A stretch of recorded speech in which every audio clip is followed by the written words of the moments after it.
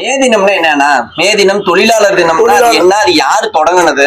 அதாவது தொழிலாளர்கள் உரிமைக்காகவும் போராடி ஆரம்பிச்சு, இது ரஷ்யாவில் தான் முதல்ல தொழிலாளர்களுக்கு சட்டம் இயற்றி 8 மணி நேரம் வேலை அவர்களுக்கு உரிமை வழங்கப்பட்டது.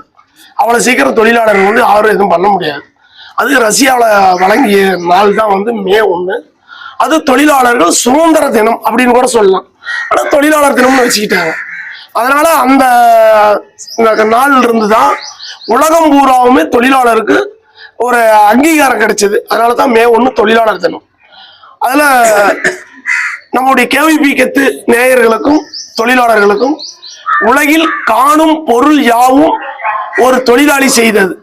அந்த தொழிலாளர்களுக்கு கேவிபி கெத்தின் சார்பாக வாழ்த்துக்களை தெரிவித்து கேவிபி கெத்து எல்லோருக்கும் தொழிலாளர் தின நல்வாழ்த்துக்கள்.